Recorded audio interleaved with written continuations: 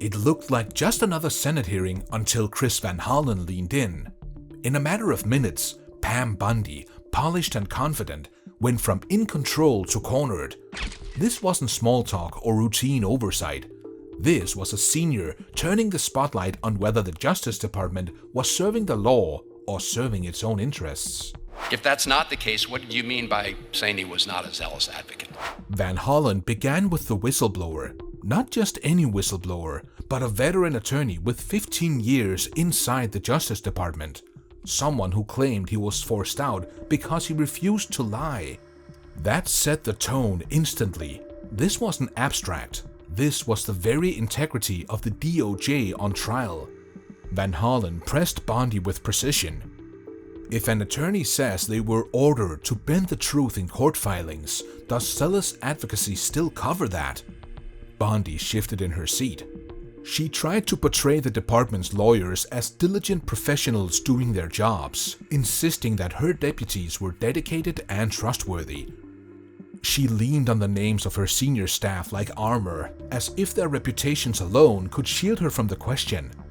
She deflected, pointing to pending litigation, to process, to the limits of what she could discuss.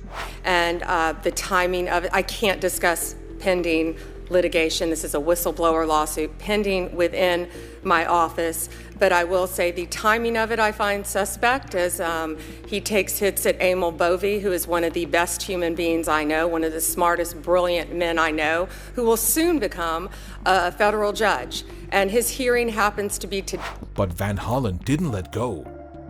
He reminded everyone why they were there, because justice itself was being bent. Because a whistleblower risked his career to say that the truth was being twisted, and because Americans needed to know if their Justice Department still put law above politics. The exchange only grew sharper when Van Hollen pulled out something Bondi herself had once said. She had gone on television, proudly declaring that under her watch, every DOJ lawyer was required to fight tooth and nail for their cases. It sounded bold in a Fox News studio, but in a Senate hearing, that bravado came back to haunt her. Van Hollen reframed it. Was she saying that winning came before truth? Should attorneys push until the facts themselves break? Suddenly, the swagger of that soundbite didn't land so well. In that room, it read less like strength and more like reckless pressure. Bondi doubled down, but the harder she leaned on that defense, the more it sounded like she was equating loyalty with law, and that was exactly the trap Van Hollen had set. What made the moment sting wasn't just the substance, but the contrast. Van Hollen was measured, methodical, each question narrowing the lane. Bondi, who had thrived in combative settings, now looked like she was boxed in by her own record.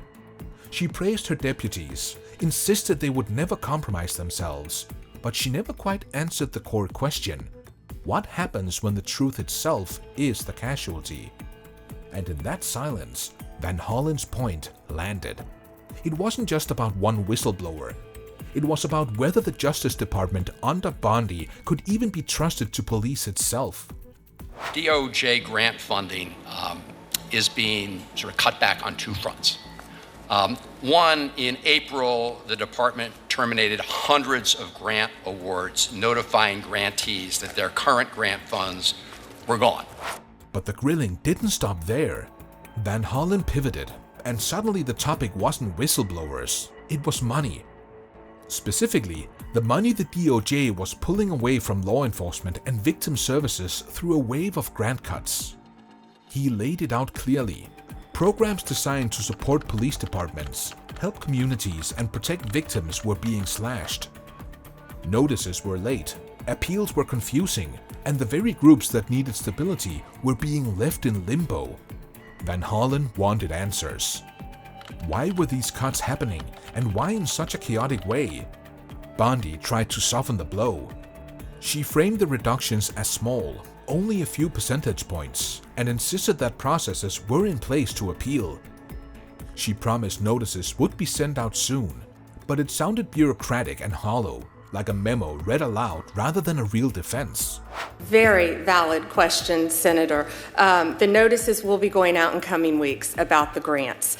And we did cut grants by 6%, and I'm here to tell every senator, if we did cut a grant that you care about that is specific to your state, please contact me. I've turned on grants that were cut off.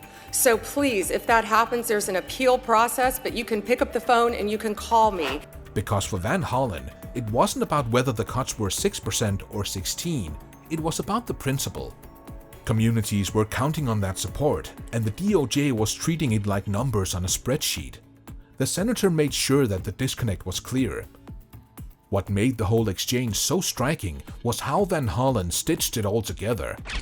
The whistleblower case, the TV bravado, the grant cuts, they weren't random topics. They were threads of a larger story. A story about a Justice Department that seemed more interesting in defending itself than defending justice. So the question when the notices for information will go out, because the fiscal year obviously is, running out, and we are hearing from lots of entities that are waiting for those notices so they can apply for the grant funding. Yeah, yes, Senator. The notice of funding is consistent with our priorities, and they're finalizing it right now. It will be going out very shortly.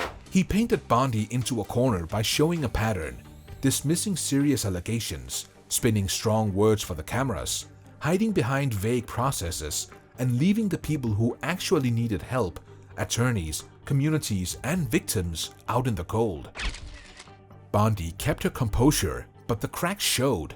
She wanted to protect control, yet each answer only highlighted the distance between the polished defense and the uncomfortable reality. And that's why this moment resonated beyond the committee room. It wasn't just about Van Hollen versus Bondi. It was about what happens when a politician's favorite talking points collide with someone who knows the law inside out. When rhetoric is dragged into the light and measured against the simple, stubborn question, is it true? Van Hollen didn't need to shout, didn't need theatrics. His calm persistence was the spectacle. He showed how power can be challenged not by louder words, but by sharper ones. And in that measured dismantling, viewers saw exactly what a legal masterclass looks like. It's rare in Washington for a hearing to cut through the noise, but this one did because it distilled a bigger truth, that even the most polished officials can stumble when the questions are precise, when the facts are relentless, and when the law itself is the standard. Pam Bondi walked into that hearing expecting to defend her department. Chris Van Hollen turned it into something else entirely. He made it a case study in what happens when legal expertise meets political spin. And by the time it was over, the balance of power at that table was unmistakable. Van Hollen had owned the moment, not with drama, but with discipline. He didn't just question Bondi, he revealed the gaps she couldn't close.